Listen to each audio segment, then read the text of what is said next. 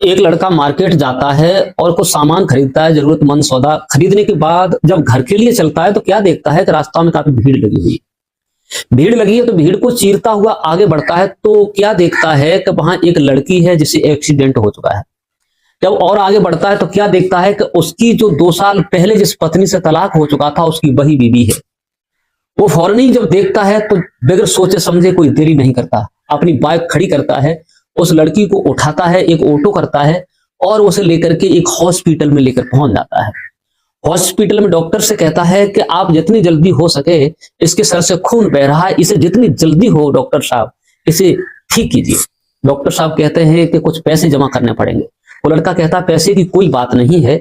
Doctor कहते हैं लगभग 50,000 रुपए जमा करो, इसके सर में बहुत गहरी चोट आई हुई है। वो लड़का फौरन ही अपने दोस्त को फोन करता है और पैसे जमा करता है और उसका इलाज शुरू करता है। तब तक कहीं कोई सूचना नहीं होती है। जब इलाज शुरू होता है 2-4 घंटे हो जाते हैं, 4-6 घंटे हो जाते हैं, लेकिन वो लड़की होश में नहीं आती है। उसके बाद जब सवेरा होता है तब होश में आती है तो अपने को हॉस्पिटल में देखती है और अपने जो पति थे उनके तलाकशुदा, जिनका नाम था अभिनव और लड़की का नाम था रुचि, जैसे वो अपने पति को देखा तो एकदम छटपटा गई। क्या आप? बोले हाँ। मैं यहाँ कैसी आई? बोले ये तो परमात्मा का शुक्र रहा जो आप बच गई, भगवान ने खैर किया, आपका एक्सीडेंट हो चुका है। मैं तो अकस्मात जा रहा था, मैंने तुम्हें देखा तो मुझसे रुका नहीं गया, मैं तुम्हें हॉस्पिटल में लेके आया। तब तक नर्स आ जाती है, वो कहती है अगर ये न होते तो तुम मर जाती, इन्होंने तुम्हें हॉस्पिटल में एडमिट कराया। लगभग 50,000 रुपए तो जमा हो चुका है और पैसे की मांग है। तो उसकी जो पत्नी होती है अपने पति अभिनव की तरफ देखती है और आंखों से आंसू टपक पड़ते हैं और सोचती है हमने अपने पति को बुरा भला कह करके दहेज का प्रताड़ित करके और हमने इसे दोष लगाया था और मैंने इन्हें अपने से अलग किया, मेरा पति ऐसा नहीं था। वो सोच रही थी। अभिनव पूछने लगा क्या रुचि आप क्या सोच रही हो? बोले कुछ नहीं। अभिनव ने सोचा कि यही मेरी पत्नी थी, काश मैंने इसे बहुत रोका ऐसा मत करो, लेकिन ये नहीं मानी थी। लेकिन उसकी पत्नी अपने पति को पास बुलाती है और कहती है कि हमसे जो भूल हुई, हमसे जो गलती हुई है उसका पश्चाताप किस तरीका से करूं। मैंने तुम्हें गलत समझा था, इसलिए मैंने अपने भैया और भाभी की बातों में आकर के तुमसे तलाक लिया था। मेरी माँ और पिता पहले ही गुजर चुके होते हैं। तब तक उसके भैया और भाभी को सूचना मिलती है, वो आ जाते हैं हॉस्पिटल में। जब देखते हैं कि यहाँ पर अभिनव है और ये रुचि, हो सकता है कि अभिनव ने अपना बदला लेने के लिए और इसका एक्सीडेंट किया हो, और उस पर चीखने चिल्लाने लगे तेरी इतनी मजाल जो तूने मेरी बहन को, भाभी कहती है मेरी ननद को एक्सीडेंट कर दिया, और जो 6 लाख रुपया देना था अभी तक तूने पैसा नहीं दिया है और तुझे जेल में पहुंचाऊंगी। लेकिन जो रुचि होती है मौन होती है और वो कहती है कि अभी कुछ नहीं, मुझे शांति लेने दो, मुझे शांति हो जाने दो, क्योंकि मुझे तकलीफ है, आप ऐसा क्यों कर रहे हैं? अगर ये न होते तो हो सकता है कि आज मैं मर गई होती, मेरे सर से बहुत खून बह चुका है। उसके भैया भाभी कहने लगे तू भी इसी की बजा रही है। जब उसने कहा हाँ मैं इसी की बजा रही हूं, तो भैया और भाभी उस अभिनव को 50 गालियां देते हैं और उस लड़की को वही छोड़कर चले जाते हैं। चले जाने के बाद अभिनव कहता है बताओ क्या करना चाहिए रुचि? रुचि को जब होश आता है तो अपने पति से कहती है काश मैंने आपसे बहुत गलत कहा और मैं गलत थी, लेकिन मैंने तुम्हें नहीं समझा।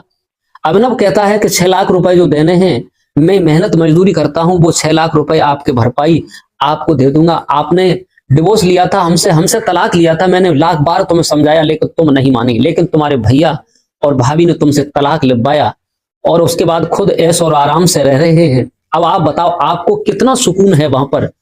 तो वो रुचि रोने लगती है, अपने पति के कंधे पर हाथ रखती है, सर रख करके ऐसे फूट फूट कर रोती है, कहती है काश मुझे माफ कर दो, मैंने जो गलती की है, मैंने जो भूल की है उसका पश्चाताप मुझे हो रहा है।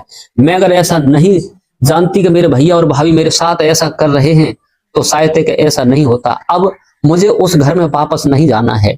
अभिनव कहता है नहीं, अभी तो कुछ और भी बाकी है, अगर तुम्हें पश्चाताप हुआ होता तो इतना समय नहीं लगता।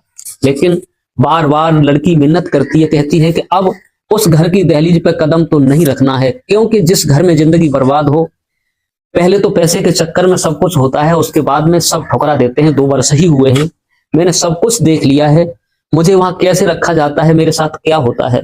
दोस्तों कहने का मतलब यह है कि जिस घर में माँ भाभी भाई की चलती है, वहां लड़की का घर बिगड़वाने में कोई कसर नहीं होती। अगर जो लोग तलाक पे चल रहे हैं, जो तलाक ले रहे हैं, जो डिवोर्स ले रहे हैं, अगर अभी भी उन्हें समझ में आ जाए, अगर उन्हें अभी भी पता चल जाए कि पति एक होता है 50 नहीं, तो हो सकता है कि घर बिगड़ने से बन सकते हैं। ताली एक हाथ से नहीं बजाई जाती है, ताली दोनों हाथों से बजती है। किसी में ज्यादा कमी होती है तो किसी में कम होती है। और पति पत्नी एक गाड़ी के पहिया होते हैं, अगर एक भी कमजोर है तो चलने में झटका लगता है। और ये तो होता है कि थोड़ी बहुत अनबन तो होती है। छोटी छोटी बातों को मायके में शेयर करना बेटी का कर्तव्य नहीं होता। अगर छोटी छोटी बातें शेयर करना शुरू कर दी तो घर बर्बाद हुए बच नहीं सकता दोस्तों। अब वही लड़की होती है, रुचि अपने पति से फूट फूट कर रोती है। जितने हॉस्पिटल के लोग होते हैं उसे देखते हैं, उसका पति कहता है कि तुम्हारे भैया और भाभी छोड़कर जा चुके हैं, अब हमारा दायित्व है, अगर तुमने हमें तलाक दिया है, मेरा कोई अधिकार तो नहीं है, लेकिन आपको मैं इस हालत में छोड़ूंगा नहीं, फिर आपकी मर्जी रही। लेकिन लड़की उसके पैर पड़ जाती है और अपना सर लेकर उसके कंधे पर रख करके फूट फूट कर रोती है, कहती है अब इस घर में नहीं जाना है।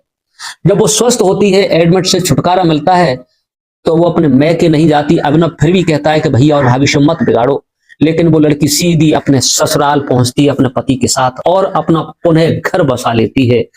और पति से कहती है कि जो भी भूल हुई, दूरियां हुई, वो थोड़ी थोड़ी कमियों के पीछे दोस्तों बन जाती हैं। एक के लिए नहीं, मैं हर एक के लिए बता रहा हूं कि अगर अच्छी शिक्षा देनी है तो अपने बच्चों को दो, क्योंकि परिवार बिगड़ते हैं तब तक जिंदगी बहुत दूर निकल चुकी होती है। संतान भी उसी आधार पर चलती है। ये माता पिता का दायित्व है कि बेटा बेटी अगर बिगड़ते हैं तो इन्हें बनाना चाहिए। तलाकशुदा ज्यादा चल रहे हैं, क्यों घर बर्बाद हो रहे हैं। कोई दहेज का लगा रहा है, कोई किसी का लगा रहा है। अगर खुद को ही संभलने का, हर लड़की के मैंने बताया उस दिन 2 जन्म होते हैं, एक माता पिता के यहाँ होता है, एक ससुराल में होता है। अगर एक भी संभाल के रखो, क्योंकि ससुराल में हर चीज नई होती है, पति भी नया होता है, घर भी, सास ससुर वही माता पिता है, सब कुछ है। अगर घर रोकना है तो छोटी छोटी बातों पर ध्यान देना छोड़ दो, घर आपका बिगड़ नहीं सकता, बन के रहेगा। पति अगर आपका गलत चल रहा है तो उसे धीरे धीरे मार्ग पर लाइए, रास्ता पर लाना पत्नी का अधिकार होता है। अगर पत्नी ही गलत कर बैठती है, आनंद फानन में आकर डिवोर्स कर लेती है, लेकिन अंत में उन्हें पछताने के अलावा कुछ नहीं होता। दोस्तों, ये कहानी सुनाने का हमारा उद्देश्य यही है कि जो घर बिगड़ रहे हैं वो बन जाए तो ठीक है, तलाक चल रहे हैं तो मेरा उद्देश्य यही है कि अगर अभी भी संभल जाओ, क्योंकि सुबह का भटका हुआ शाम को घर पे आ जाए तो वो भटका और भूला नहीं माना जाता है। इसलिए इस कहानी को तैयार किया है। अगर कहानी हमारी अच्छी लगे तो लाइक कमेंट शेयर करना ना भूले। किसी को दिल दुखाना नहीं, किसी को परेशान करना नहीं है। बस आज के लिए इतना ही। नमस्कार, जय हिंद।